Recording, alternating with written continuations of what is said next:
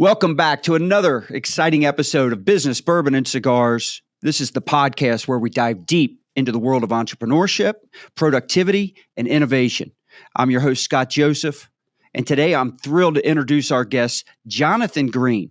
He's a best-selling author, celebrity ghostwriter. He's a high-ticket affiliate marketer, and he's mastered the art of using ChatGPT to optimize business productivity and creativity. So I want you to join us as we uncover the secrets to leveraging AI tools for success in the digital age. Welcome, Jonathan Green. Thank you so much for having me. I'm really excited to spend some time together and chat about my favorite subjects, AI and efficiency. Let me tell you something. Anytime we do our Business, Bourbon, and Cigar leadership retreats, and we do a panel discussion or some type of mastermind thing on AI or, and it all starts to center around ChatGPT at some point, it is everyone's dialed in because everyone knows they don't know. Everyone in the room knows they don't know enough about it, and they know the power of it. So I love this topic. When I say at the beginning of this show, I'm excited about it.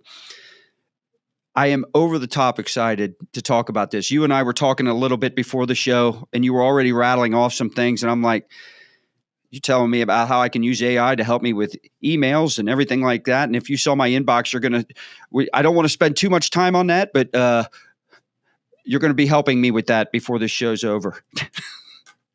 Sure. That's my favorite thing to talk about is we get so excited by all the things AI can do that we can't normally do. So we say, oh, I don't know how to make video now, and AI can make video. I don't know how to draw pictures now, that AI can draw pictures. The really big value is in the things you already do, because that's already part of your business, doing those things faster. If we just focus on those. And the reason I got obsessed with email, it's two things. I remember reading the 4-Hour Workweek.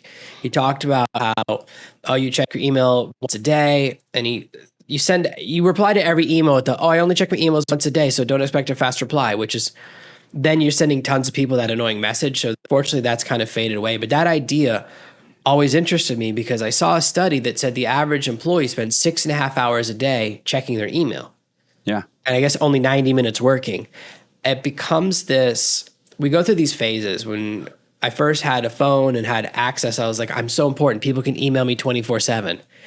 And you feel like important. Then you start to feel like you're a prisoner to your phone, that every time it buzzes, I got to the point, and maybe this will resonate with you, where my phone would phantom buzz. I would think it had buzzed with an email, but it hadn't.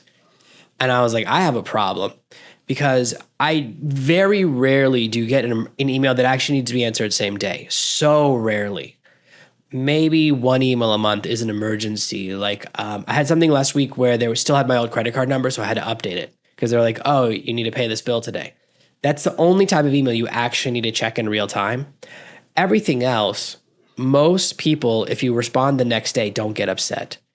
It's so rare. Sure, if it's someone who's like a high-paying client, but we create all of these things of immediacy, and now we get so much email, so much spam, and so much email that we need it because we need the records, but we don't need to read it. So there's 3 categories of email for me. Emails that I need a record and I don't even need to look at, but if it's there, I can search for it like a receipt. Then in the middle is emails that I need to read, but I don't need to respond to. For example, you sent me an email, or your team sent me about 30 minutes ago with a link to this appearance. I don't need to respond to that. I just need to click the link at the time. That's right. And then the final category is emails I need to respond to, which is maybe 1% of the emails I get or less. It's such a small percentage. Out of 1,000 emails a day, I probably need to respond to 3 to 5. So that's really the first thing I really tackled with AI, is adding that efficiency, just a really good sorting tool that I can add rules to. I used to write all the rules manually, which was a huge amount of work. Then I switched to this really simple tool that is just called Spark, and it's free, and it has a really good AI algorithm that sorts really well. So all the rules I used to create manually got lost when I changed computers. Then I said, I don't want to rewrite all those. I'd written hundreds of rules for like whenever it comes from this domain or this first name. And with Spark, I can just say, oh, if it's this domain, if it's from this domain, or if it's this subject, it's just a notification, or this is important, show me these. And I can then go through my emails very quickly. I only check my email like properly once every week or two. So everything goes to my phone, and I respond to 1 to 2 emails a day because they're so sorted. And then I go through Spark on a Saturday usually. And I'm always like, oh, I got to do my emails now. But it takes like 20 minutes because I also use a tool on my desk called a Stream Deck, which just creates hotkeys. So I just have a button that's spam, a button that's next, a button for reply, a button for send, and a button for done.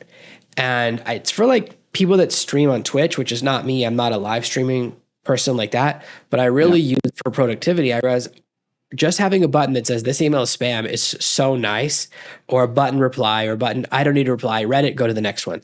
That's really saved me a lot of time, kind of having something physical combined with a really simple tool. So I want the audience to understand your level of expertise. So 2 questions. Sure. Talk to us a little bit about your journey, right? How did you become an expert in using ChatGPT and different AI tools, but then at the same time, follow up with, because you're rattling off all these things, right? And here's what's going through my mind. How in the heck does he keep up with all this stuff? So one, what got you going? What's your journey? But then how do you manage all that? So I started watching AI videos a year and a half ago, something like that. I'd been using AI tools for a long time, but they were always rudimentary. There were AI tools for like writing blog posts or writing books. And at best, you could get a rough draft. If you really were good at it, you could get a rough draft. You'd have to rewrite everything. And it was great for brainstorming and nothing beyond that. And then with advent of ChatGPT 3.5, where you finally had a tool that some of the content was publishable. You could read it. It was no longer nonsensical. It sounded moderately human. And I was watching so many videos on YouTube from other creators showing what it could do and then saying it can do this, but it can't do that. It could do 1, 2, 3, but it can't do number 4. And I would watch that and I would say to myself, there's no logical reason why it can't do the 4th step. Yeah. They're missing something. Or they'll design a process and say, this is 11 steps. And I would say, I bet I can do it in 8. Or I bet I can do it in 3. Or I bet I can do it in 1. And I realized that the way I think is the way ChatGPT thinks. So the way I solve a problem, the way I answer a problem, the way I communicate. So I have a really strong affinity for it. It's just a natural ability. I was very fortunate that the way I think is the way it's designed. So I usually get the response I expect. I usually get the type of thing I expect. And I have a strong sense for how it works and how the people programmed it, what they've built into it. So I know then how to curve it and make it do what you want. Because I realized early on when I started testing things and then creating stuff. So I was doing that for about 6 months and I realized that most people were so far behind what I was doing. That's why I wrote the book. I said, this is instruction manual, which I had 6 months ago. I only put in real prompts. I wrote the book in a way to be useful because a lot of the top books on ChatGPT, unfortunately, are written by ChatGPT and they don't work, which is my pet peeve. There are a bunch of prompts that don't work. And my big fear is someone reads that book, tries it, goes, oh, this is a fad. It doesn't work. I tried the manual. And then they get surprised in 3 years when everyone goes, no, you just read the wrong book. It does work. So I wrote the book to fill that gap. I didn't intend to write another book, but I wanted to fill in that specific space because that really bothers me is that a really popular, there's all the top best-selling books in the space don't work, which is the most important thing for an instruction manual. And I encounter this a lot with AI products and with AI software. That's mainly my job. So that leads into how do I stay up to date? I use a software tool called Feedly to manage the news. What Feedly will do is take any website and turn it into a news feed. So I have about 20 sources I follow. I have about 10 to 15 people that I follow on YouTube that are all experts in different areas. And then I combine them to filter in what's useful and what's not.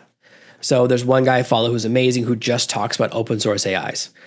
99% of people have no interest in that. As soon as you say something like, oh, you just fire up Python, most people go, nope. That turns off most people's brains immediately. They don't want to hear about GitHub. They don't want to hear about Python. But I need to be aware of that to see what's happening in that space. Another person I follow talks a lot about AI video. And as I was telling you before the show, AI video is not really useful. Very few of us are putting out animated videos right now. So adding an animated video tool to our business is adding a new thing as opposed to improving something we're already doing. But I want to be aware of that. And the cool thing about Feedly is it's an AI. I can train it. So there are a lot of AI stories about fundraising and capital raising and rounds and all of that stuff. I trained it, don't tell me those. Filter those out. That's about 80, 90% of the stories. It doesn't matter to me. I only need to know if the only thing I need to know about internal politics is if there's an ousting. Recently, a major AI company did oust their CEO and most of the top programmers. And then when they released a product this weekend that was inferior and I was reviewing that, I go, oh, it's very easy to connect the two things. If you lose your top engineers, of course your product's not going to be good. So knowing that matters, but not knowing seed rounds and fundraising rounds. So I constantly tell it, I care about this story, not that story. Because people know that ChatGPT is a hot keyword, so they'll just shove it into every article, even though it's not really relevant, to try and appear in the search results. And there are so many things happening. There are so many products and softwares and tools that it's impossible to know all of them. So the first thing you have to do is just accept you'll never know about all of them.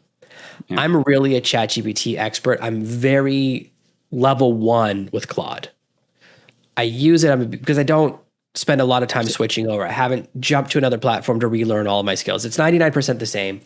But that's where people get caught up. They keep wanting to use the next tool. If you have a process that works for you, you don't need to change it just because there's a new way of doing things that's 1% faster. So having that forgiveness for yourself. And then it's my job to be aware and to know the news, to know about every product and to know about the big things. So I follow all my news sources. I follow a couple of key people on Twitter who are in the right places. And then I follow a bunch of people on YouTube that follow those people on Twitter. So the news hits me one of those different ways, in the same way that a bunch of people follow me for the exact thing. My job is to just distill down what news I think matters to my audience and what news doesn't matter, doesn't filter to them. So they use me as just another layer in that filtering process. So that's really, if you just say, I only want to know the news that's relevant to my business, so much of the AI news suddenly fades away. You don't have to worry about all of these other things because they aren't relevant for your business. If you aren't editing videos, you don't need to know about every video editing software. There have been a bunch of big announcements in the video space in the past month. Most of them are really had a storyboard, which is nice, but probably 90% of people even listen to this episode don't even know what storyboarding is. Because you don't do it unless you're making movies or commercials or a television show. You never. Jonathan, we have a very advanced audience here. No. you mentioned this other thing other than ChatGPT. What was it? What was the second one you mentioned? You said you're not as up to speed on? Oh, sure. So the biggest competitor for ChatGPT is called Claude, and it's made by a bunch of people that used to work for ChatGPT and started their own company. It's very similar. I didn't even know it existed. So you don't need to. It's just they're in an arms race with each other. Right now, Claude is a better AI, but then ChatGPT will release an update and they'll be better. Okay. So when I say it's a better AI, it's like, I think on a test, it did 0.8% better. I'm not changing my entire business structure for 0.8% improvement. Well, not only that, but I don't want to spend the time going back unless there's a big time change and like dramatic, big innovative breakthrough, right? I don't want to retrain something. I've already invested a lot of time kind of training ChatGPT. I don't want to say training it, but I guess educating it, informing it, letting it know who I am, right? So the one good thing about all of these companies is that they want to steal each other's customers. So they train their AIs to respond to the exact same prompts. The people who make Claude used to work for OpenAI. They worked on ChatGPT. Then they started their own company. All of the prompts, when I test from one to the other, they work. So the same stuff works because they want you to change. What nobody's done, fortunately, is create a new language and say, oh, you have to speak to our AI a completely different way. Because that would mean it would stop customers from leaving them, but also stop customers from joining them. So there's this issue right now with electric cars where they all have a different shaped plug. And you have to look for the charger that matches your type of car. And that's such an inconvenience. It's already hard enough to find a charger, right? Why didn't they just all agree to have the same shape? The same way, fortunately, the AIs have all agreed to use the same prompting language. So there's a universality there that means you don't have to really learn a new process. But I'm someone who, once I develop a way of doing things, even if the same prompts work, I don't really want to switch back and forth and kind of change the way I'm used to doing things. Once I figure out a way to do things that works, I just like to keep doing the same thing over and over again. So my wife hates this about me. I'm very anal about weird things. So like I've got to have things in place. I've got to have so you bring up the plugs, right? for the EVs, the cars. You could say the same thing about the phones. That drives me crazy. But how about just putting all the gas tanks where we refill our cars for the gas engines on the same side, so we're not all trying to pull into gas stations? There's so much efficiency lost by people not all agreeing, like, all right, we're going to always put it on this side. We're always going to do this. I don't understand it. Well, there's nothing like when you have a rental car and you go and look for the gas tank, you can't find it. And then it's on the other side, you got to get back in the car, you got to turn around. I agree with you 100%. So I think that uniformity can be really valuable. Yeah. And we see that even the military, right? The US military uses all these different types of planes that all use different types of parts that are not compatible with each other. And they still haven't been able to figure that out. Like, let's just, instead of having 50 different planes, what about just 10? Like, what if we just did that? So that way that parts are compatible. And that's an issue. If the military can't figure it out, it makes sense that a lot of other places can't figure it out. But fortunately with AI, most of the things have a universal language. The structure is very similar. Even when you use an open source AI, once you fire it up, the chat, conversational language, the structure, the way they're designed, they're trained on the same language, the same models. So they do all work the same. So they don't have that problem. That's really one of the beauties of AI, is that the learning curve is not as steep as you think. It's a big misnomer that a lot of AI experts want to make it seem like AI is really hard, so that you have to pay them to teach you how to do it. It's not complicated. Once you find out that secret, you can really learn to be a high-level ChatGPT user in about 8 hours. If you just sit down for one day and say, I'm going to learn this day, this is my focus. By the end of the day, when you go home from work, you'll be a strong, comfortable, confident user. It doesn't take years. I have found, first off, actually doing it, and I do pay attention to different suggestions, whether it's on social media, different prompts, this and that, but I experiment with it. And I've become more efficient at it because I use it on a regular basis. I'm very frequent. I mean, it's rarely is my computer open and ChatGPT is not open, or it's on my phone where I can go back and forth and I'm trying to figure things out. But let's assume, because I'm always blown away when I talk to other business leaders and owners, there's a percentage that love it. They're using it all the time. Was out to dinner with a good friend last night, another business owner, and, we're all both talking about how it's constantly open on our computer. But I got to say, probably over 50, I've not done the math, but over 50, I feel like over 50%, at least over half of the people, they're not that familiar with it. They're not using it that much, that frequently. And for probably a lot of different reasons. Maybe, it's like technology can, I don't want to say intimidate, but we don't want to mess with learning all the new things. So for those people, and maybe the novice person just kind of dipping their toe in, why don't we explain, what ChatGPT is and how it works?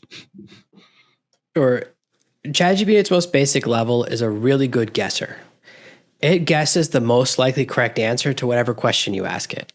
And that's really how it operates. So it's not actually sentient. It's not close to sentient. It's not even in the direction for that. But what it can do is take a large piece of data and guess what the most likely correct answer is. So it's very good at large data analysis. It's very good at creativity. Now, it's read the entire internet. Anything on the internet, it's read. The problem with that is that most websites are bad. If you think about all the websites people made in the 1990s where you couldn't turn off the music and it was flashing animations that make you dizzy and it had really loud music and it didn't make any sense, all those GeoCities and Angel whatever websites that everyone was making, the free website builders, those are all still out there. So the problem with ChatGPT is that it knows too much. Just like when you go to Cheesecake Factory, the menu is so long it has commercials in it. So most people go, you pick your page and then you work from that page. You go, I'm going to be in the Chinese food section, or I'm in the Indian food section, or I'm just looking at burgers today, because it's the only way you can handle that large data. So the way to work well with ChatGPT is to narrow it down. So you don't want to give it more information. You want to give it less. So you can say something very simple as like, we're just doing math right now. So just give me the math part of your brain, because then you can activate that, or say we're just doing philosophy. And once you start thinking about that, you're going, I don't have to give it a bunch more information. It already knows everything. The problem is it's broad. So what it will do is always give a broad answer. The best way to get the most effective response, very simple structure. The best type of prompt, you only need to know one. This is the main way I do almost everything, is I say, here's my goal. What information do you need from me? So I'll say, I'm trying to figure out the ideal customer for my new product. What information do you need from me? And ChatGPT will start working you through psychographics and demographics and what's your product going to cost? It is a physical product. What's your return policy? And start to build out that process that you normally pay an agency to do or you work through a worksheet to do.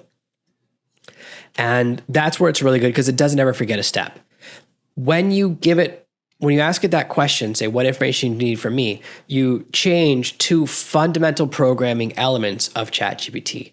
See, ChatGPT is kind of like the modern version of Windows. It's designed to be idiot-proof. The problem with that is that it's very limited. When I was using Windows in the mid-90s, early 2000s, you could really tweak the settings and go into the background and make a lot of changes. You can't do that anymore. Because while it's good for a power user, it's also a risk for a low user that they find a way to make the system crash and creates a tech headache. So they're constantly doing that. ChatGPT is the same way. It's really designed for the least common denominator. When you say, what information you need from me, you switch it into genius mode because you're telling it two important pieces of information. One, you're allowed to tell me if I've asked you a bad question or given you bad information. Normally, ChatGPT is not allowed to do that. It's not allowed to hurt your feelings by saying your question is nonsensical or your question is an infinite loop or your question is unsolvable. I need more information to give you the right answer. Now it's allowed to tell you that because you've said it's a conversation. The second thing is ChatGPT is told to give you the best answer it can in the prompt. It's never allowed to assume that you're going to ask a follow-up question or that there's going to be a second chance to respond. That's why when you say write me a blog post, it tries to fit it in that tiny space because it doesn't think that you will continue the conversation. It assumes every time it speaks, it's the last time you'll ever let it talk. Yeah. By switching it to a conversational or chat mode, now it knows it could do a multi-part answer because you've said that. You've said, ask me questions. If I say, ask me a question, your assumption is I'm going to respond to the questions, which means you're going to get to talk again. That's what ask me a question means. So now it's a back and forth conversation so you can get longer, more detailed responses. And this is the simplest prompt structure that I know. This is the prompt structure I like to teach beginners. 80 to 90% of my work is using this prompt structure. Very simple. This is my goal. What information you need from me. The only time I use a different structure is if I don't know the answer. Let's say I have no idea. What I can then do is add in an answer its first set of questions by saying, well, what do you think the best answer to number one is? So I can get ChatGPT to answer its own questions. This has a really fancy name. People talk about this a lot. They call it chain of thought, and people are really proud of this idea. And it's a modification of my prompt. But I mean, other people are teaching really hard ways of doing it. This is the easy way to do it. Because you get ChatGPT to give you the list, and you go, okay, so the first step is to choose my demographics. Who do you think the demographic is for this product? And so we'll actually answer all the questions itself and then come up with a pretty solid answer. So you don't even have to be the expert. But most of us, when we're working with ChatGPT, we have some knowledge that we want to add into the mix. So having the conversational structure, and sometimes you answer and sometimes you don't, and you can say, question 6, pass, I don't know. What do you think? And you will get to a really good answer because you're working with a generalist. They can fill in any gap, but it's always going to be the general answer.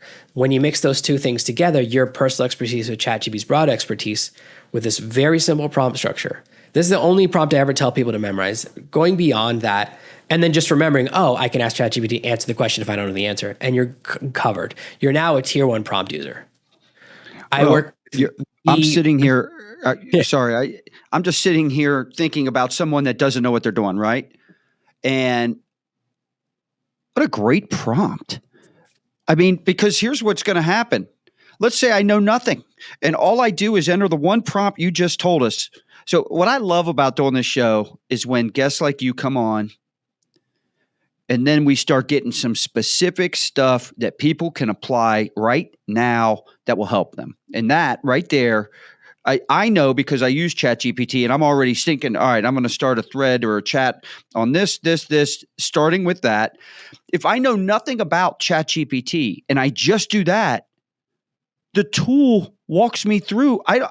It basically walks me through everything else. I can see what's going to happen. It's going to walk me through exactly what I need to do. And you can say, if it's overwhelming because we'll ask 7 questions once, you go, ask me one question at a time. And it will even make it easier for you. Like it will even pull back. I use this whenever I'm designing a new prompt for a customer, designing a specific process. So I might say something more advanced, like I want to design a prompt that accomplishes this.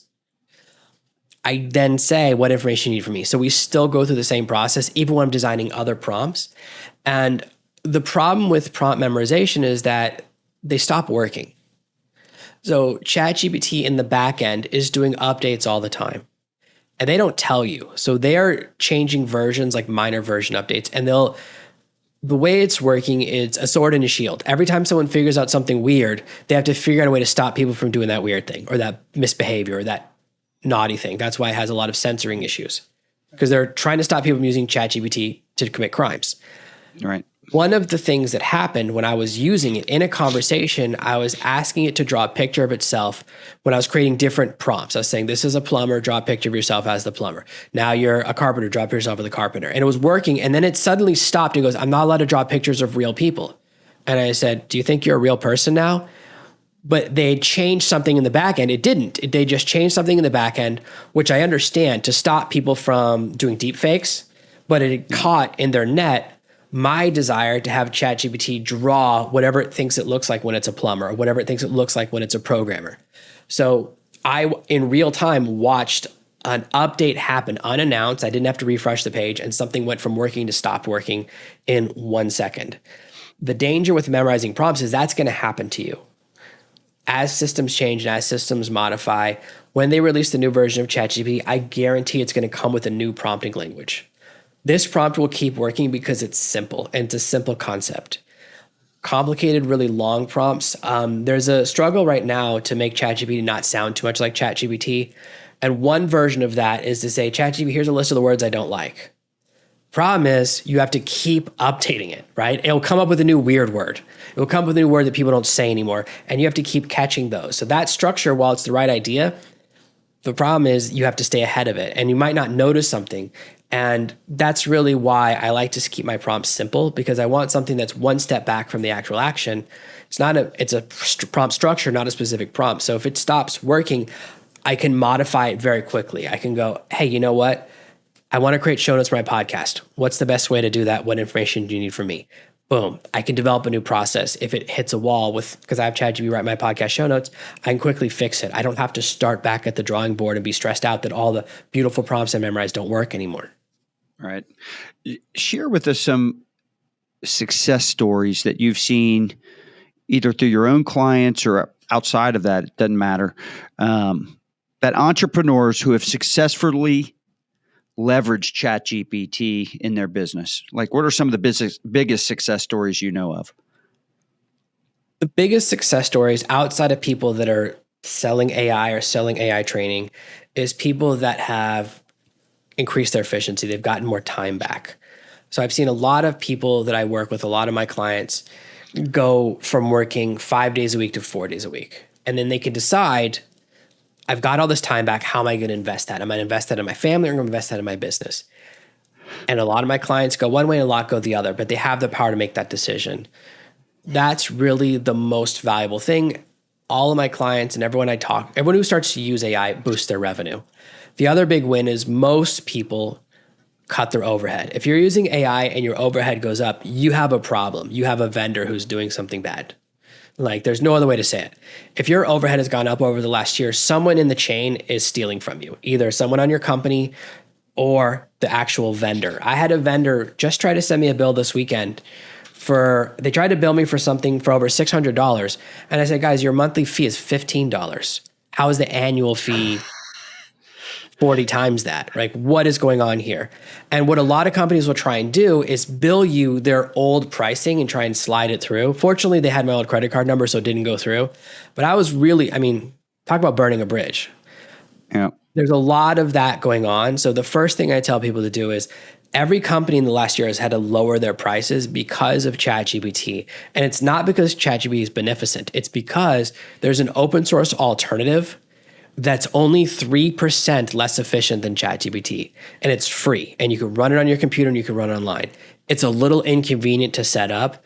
And there's a number at which people go, well, I don't want to pay $50 a month. I'll learn the inconvenience and then I'll just have to learn it once. And ChatGPT is aware of that number. OpenAI knows that number. So they can't raise their price.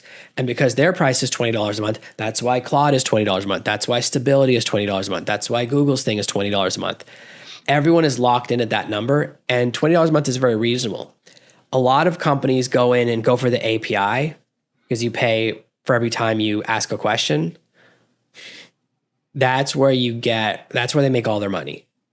When you have someone on your team, because developers go, the best answer to every question is custom code. That's where you're going to, as a large company, that's where you're going to hemorrhage millions of dollars that you, instead of paying 20. So a lot of people, like developers hate me right now because I always tell people, do not build custom code. Do not work with a developer right now. It's probably the worst financial decision you can make. It's a really good way to kill your business and to make the developer buy them a new house. Terrible decision right now because the APIs are changing so fast. You're creating an Ouroboros, a snake eating its own tail. By the time you finish developing it, the API code has changed. You have to start over. The AI has changed. The pricing model has changed. ChatGPT's API has 18 different pricing models based on which intelligence of the model you select. That's a lot to think about. There's almost a 100x difference in price between Claude's cheapest model and most expensive model. If you're calling from the wrong one, you can really make a huge difference because it's 1/1000th of a penny or 4 cents per question. That's a really big difference when you're at scale. And that's where companies need to be very savvy right now in how they're investing their money and being strategic. So the people that are paying attention to that are the ones experiencing the biggest wins, noticing this is the right tool, this is the price of change. Whatever software you use, you should go back through and check, see if they've changed their pricing from when you started your account with them, because almost everyone had to reset their prices last year. And a lot of people don't pay attention to that, and they're paying 2023 prices, which were 4 or 5 times higher. Let's shift gears a little bit. And I'm doing this because I'm sitting here. Here's one of my challenges. And I love it and hate it. It's all at the same time. So I'm the visionary for my companies. And I get into ChatGPT and I love the tool. But it gives me so many, and this is where I want to shift. I want to get your list of all the different ways it can help from a creative standpoint. And that's where I'm going with this. So for me, I can tell you my personal thing with this. It's good and bad in the sense that, and you kind of touched on this. I start going down rabbit holes and I'm like, oh, I didn't think of that idea. And so from a creativity standpoint, I start getting ideas based on some of the stuff it's given me. And man, I'll find myself 9 hours, 10 hours, 12 hours strong sitting there working on different projects. And like the work never ends. And so talk to me, but before we go down that path, and you touched on it, with you can either free your up time or create more time. Talk to me about, let's list 5 to 10 of what you think are the top 5 to 10 best ways that businesses can enhance their creativity or innovation with ChatGPT. ChatGPT's read everything, which means you can tell it to be anyone. ChatGPT, I run a small restaurant. What would Elon Musk do if he was in charge of marketing for my company? Boom, boom, boom, boom, boom. And you can choose anyone. What would Aristotle do, right? You can choose a philosopher. You can choose anyone. That's one of the first things. The second thing that's very cool is you can write in the style of, and you can choose any author, any copywriter, and any brand. So one of my favorite demos is I'll say, ChatGPT, please rewrite this email in the style of Harley Davidson. You're going to hear words like open road, sunset, wind in your hair, and freedom over and over and over again, because that's what every ad from Harley Davidson is about. It's about you drive where you want, no one can tell you what to do, and it's always sunset. It's sunset 24 hours a day. Now, it will then start naming motorcycle parts and different parts, and I just say, don't name any specific motorcycle parts, and it removes that problem, and now you can have a really great email. If you say, write in the style of Prada, completely changes it. Write in the style of Microsoft, write in the style of McDonald's. So there's all these different ways to get a new style very quickly. Instead of just writing the style of your favorite copywriter, which is what people start with. Oh, you're a copywriter with 30 years of experience. Whatever, that's fine. Or you're my favorite copywriter. That's a limitation. How about rewrite my sales letter in the style of George R.R. Martin? Or rewrite my sales letter in the style of Agatha Christie, because you want to have a lot of mystery and intrigue that pull people through the sales letter. That's where you can start to get really creative, and you don't normally have access to that. Or I'm going to have an interview with a client tomorrow from this company.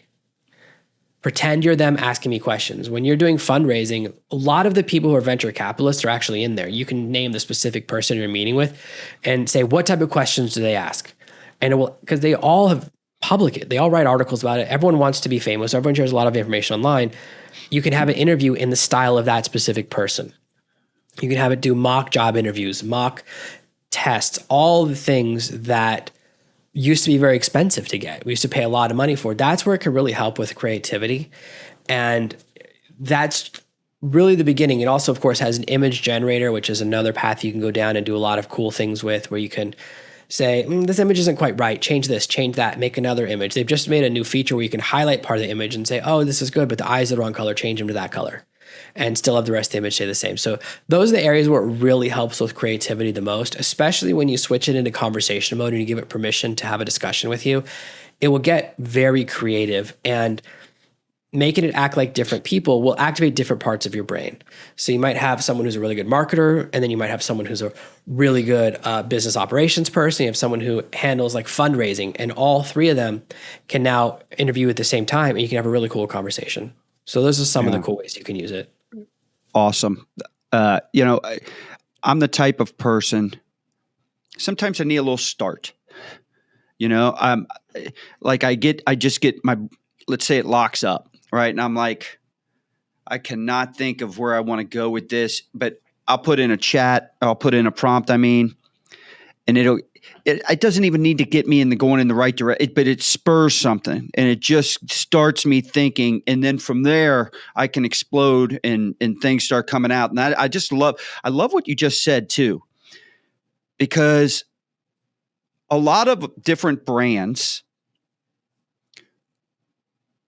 we all have different, not every brand, let's say there's only 100 different brands in the world,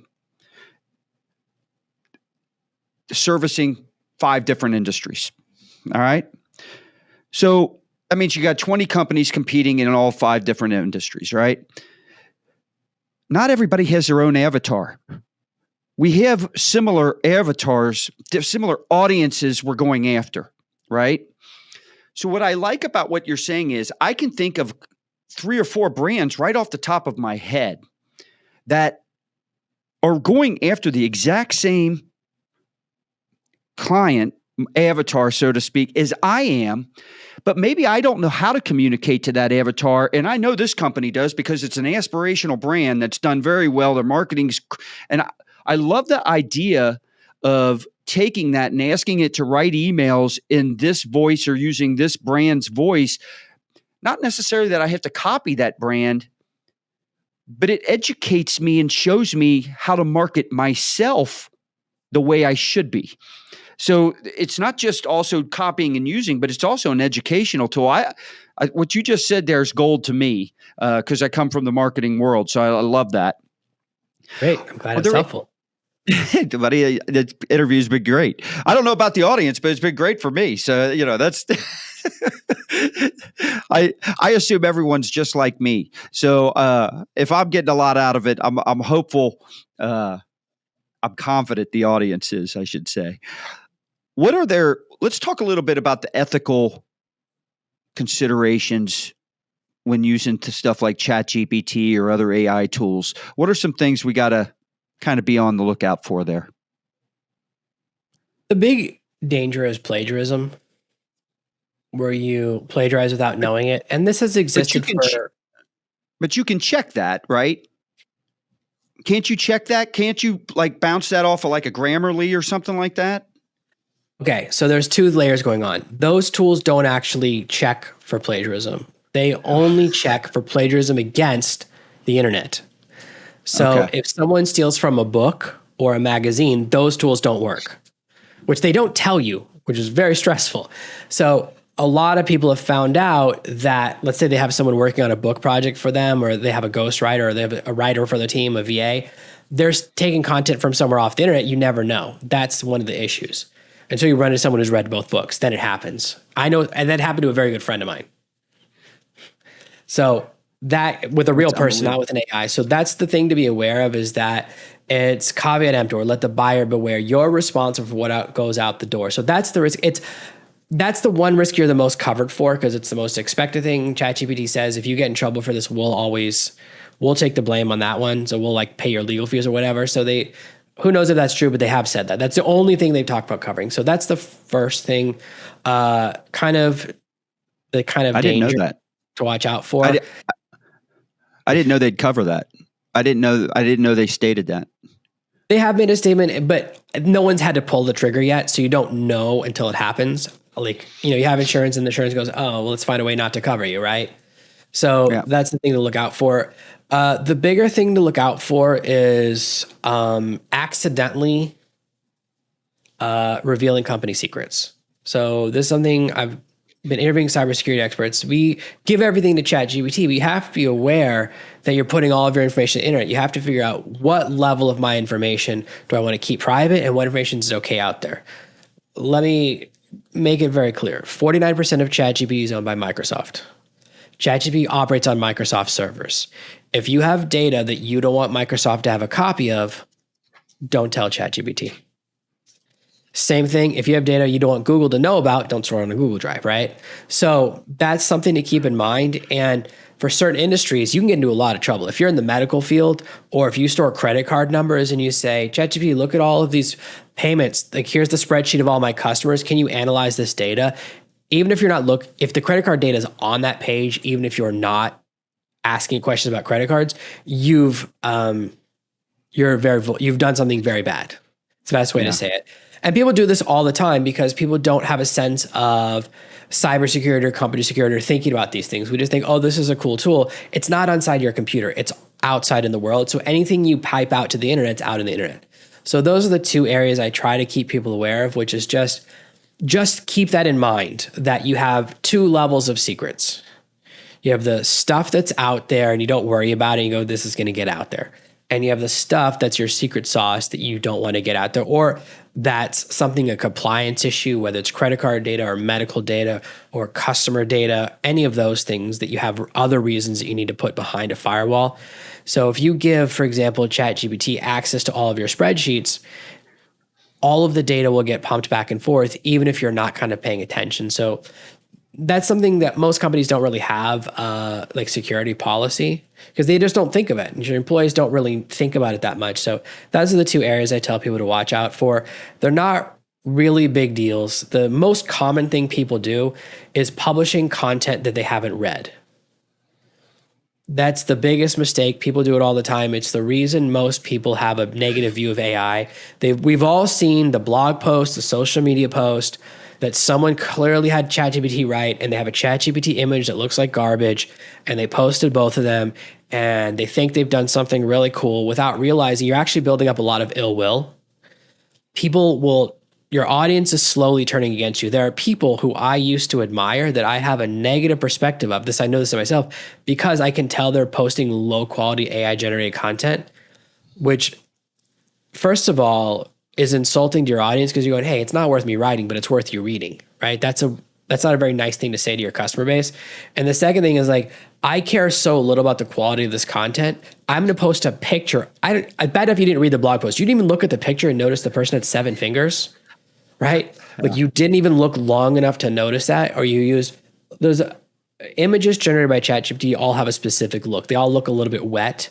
You can prompt that away by putting effort into your image generation. You didn't even bother to write a good prompt to get an image that doesn't look like trash. It's so insulting. And as someone who's an AI expert, it really hurts my feelings, because I know you don't have to do that. When people say things like, I'm going to replace myself with AI, I know they're going to run into trouble. It always leads into an accident, because their mindset is AI will do the work and I don't even have to check it. No, no, no. What happens when you hire an employee and you say to that employee, I'm never going to check your hours and I'm never going to check your work. I'll just pay you once a week. What's that employee going to start doing? They're going to go hog wild.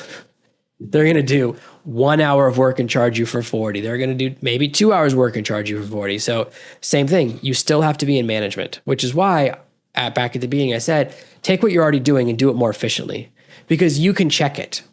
I do not work in Forex or in investing or in real estate. Why? Because I don't know those areas. They're not my area of expertise. So I can't tell if ChatGPT is giving people good or bad Forex advisement. I wouldn't know. So I don't let it do things outside my area of expertise. Anytime you bring in a person or a tool and you don't have the ability to tell if they're doing a good or bad job, you're in very treacherous waters for your business, whether it's an AI or a person. Let me ask you this. What's the best way to optimize 2 or 3 things right off the top that where you're like, if you just do these 2 or 3 things, you're going to optimize or maximize your productivity gains as it relates to, like, say, ChatGPT? Sure. The 2 biggest areas are optimizing your email and optimizing your files. People that are in information businesses spend about 20% of their time looking for a missing file. I certainly do. There are a couple of tools I'm testing to solve this problem that use ChatGPT to rename or organize your files and help you find things.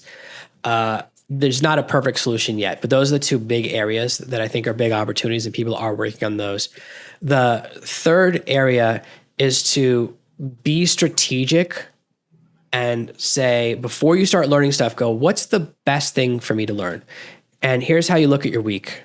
My approach, as other approaches is, I say, what's the thing that you have to do every week that takes at least 1 hour a day, so you're doing 5 to 10 hours of it a week, but it doesn't take 100% of your intelligence. You're not really focused on it. For some people, it's answering emails. For other people, it's creating shows for a podcast. For other people, it's organizing a certain type of file. Whatever that thing is, that's the first thing you replace with ChatGPT, the boring task that doesn't require 100% of your attention. When you do that, you now have 5 to 10 hours back per week. That's a major life change. That's a day back. Yeah. Now, take that time every week and learn new skills. What most people do is they learn how to do something really cool.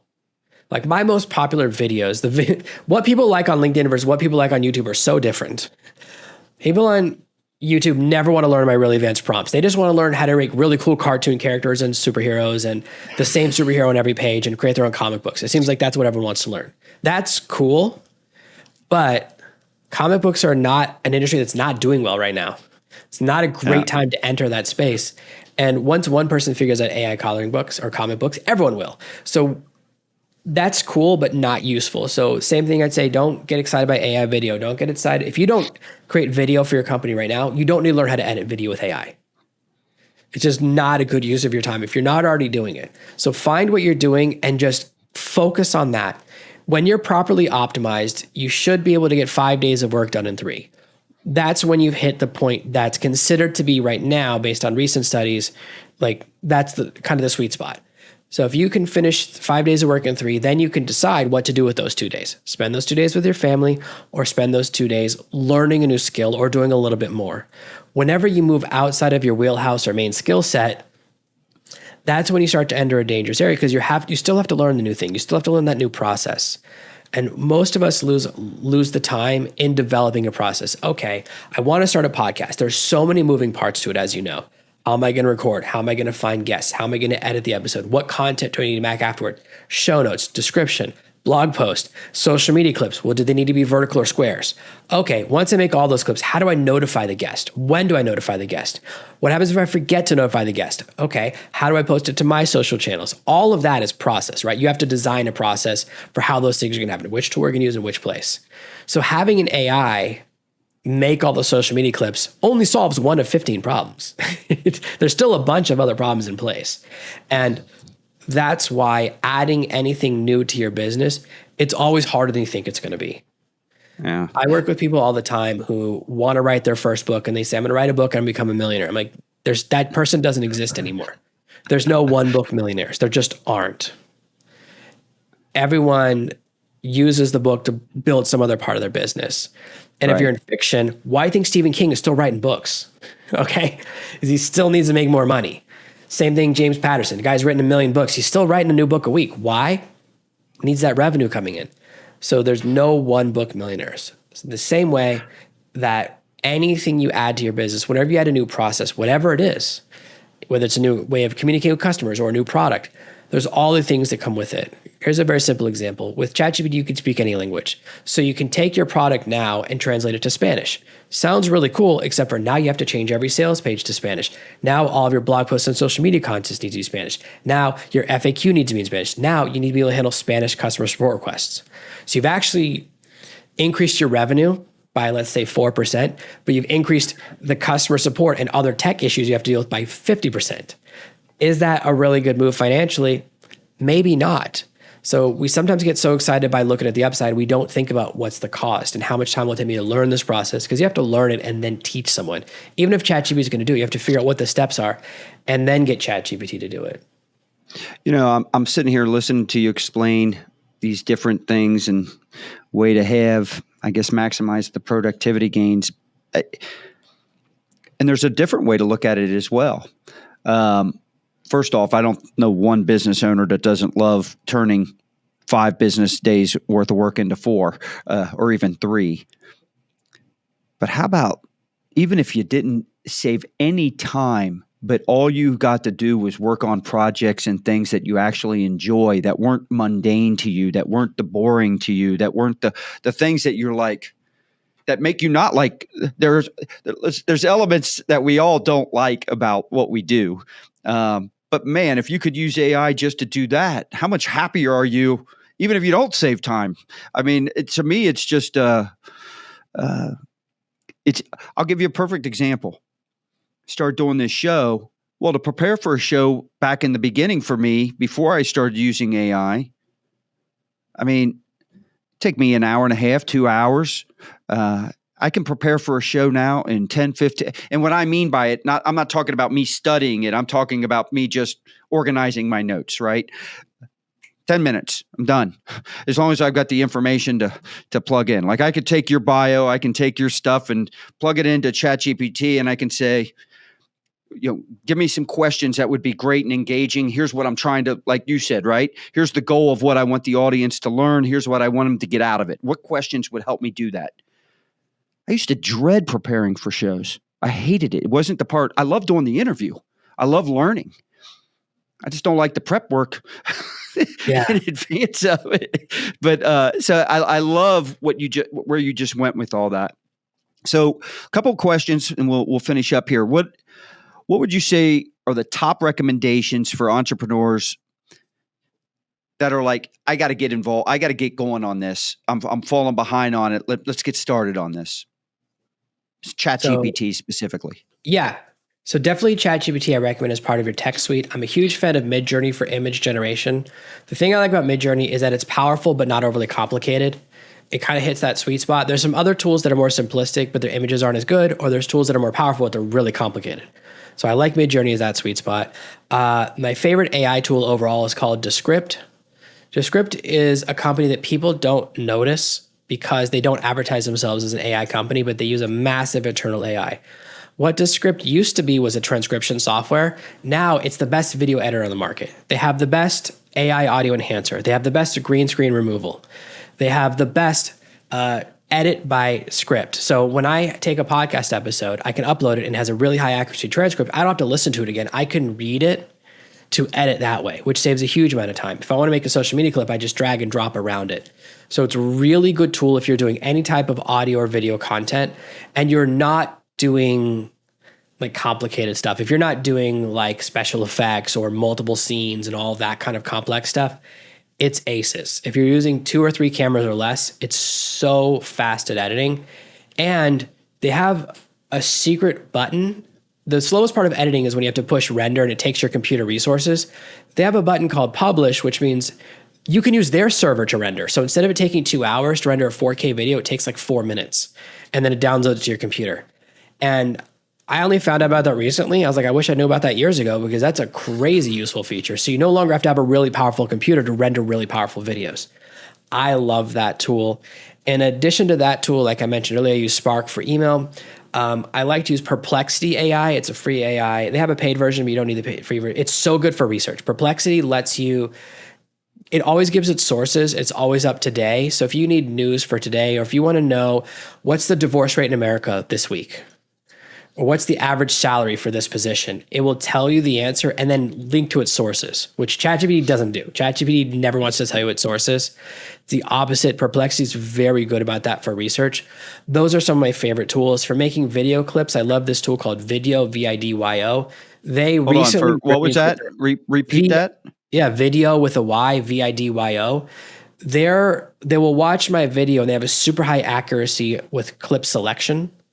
There's a lot of tools in that space, but their clip selection is so high. I had a big meeting with their team last week. They go, "What's your process?"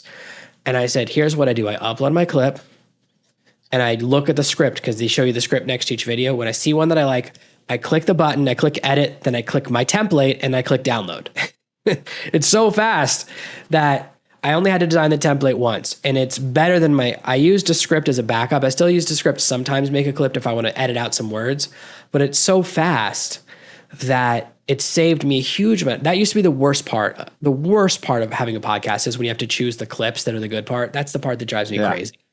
I hate doing that, but you can't, it's really hard to pay someone else to do it because they'll pick clips that you wouldn't have picked. And I love it for that because it's really good at that. I like another tool called Gling, Gling, for you can upload a video and it will remove all the bad takes. There's something about the way it looks on the screen. It just does that one thing. You can upload the script with it so it knows what it's supposed to look like, and it just has a really good output.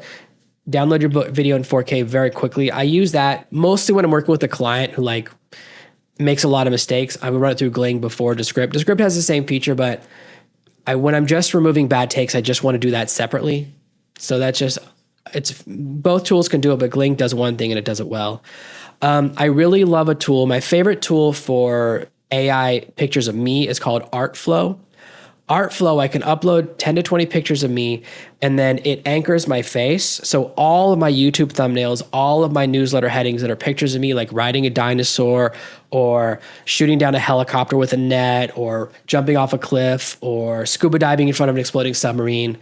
It looks like I have a very adventurous life because there's always something exploding in the background. I do that with Artflow, and it always looks like me.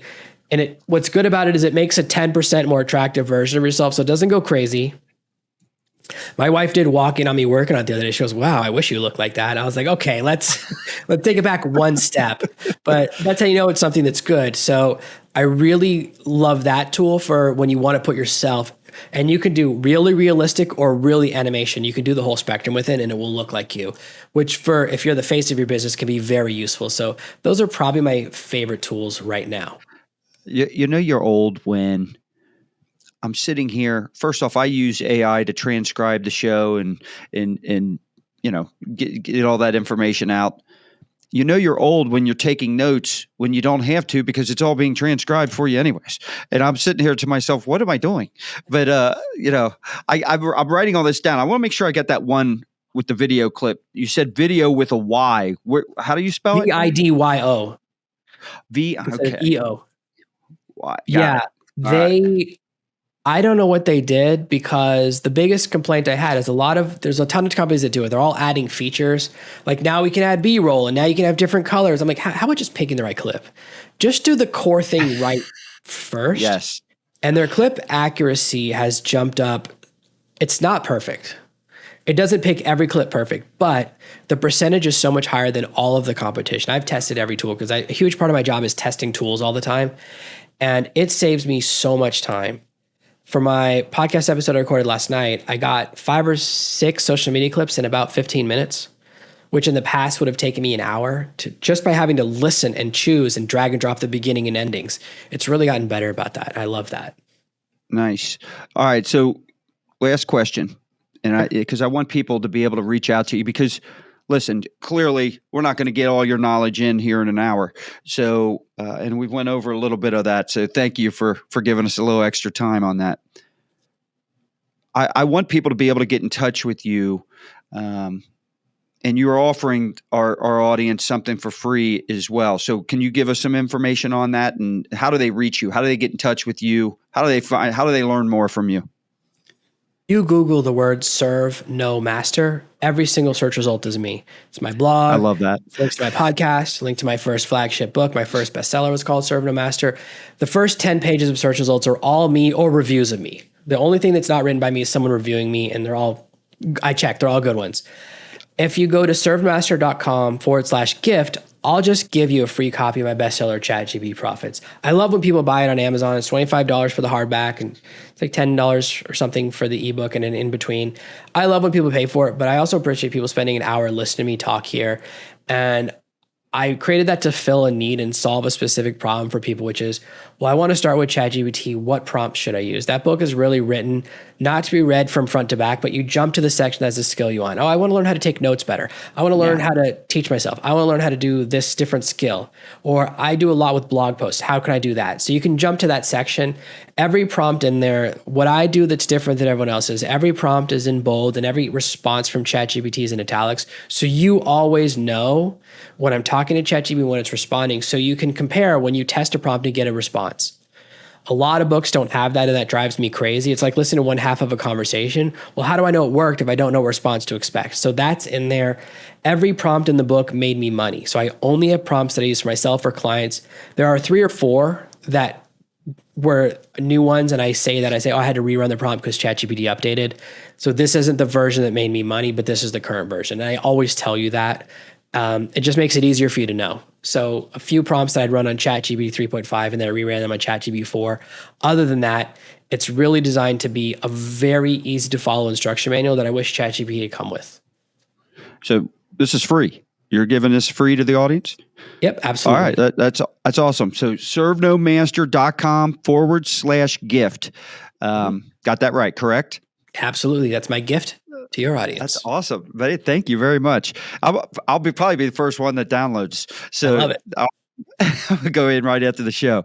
So, Matt, incredible, insightful conversation with Jonathan Green today. This was a topic, as I've said at the beginning, when we do our retreats,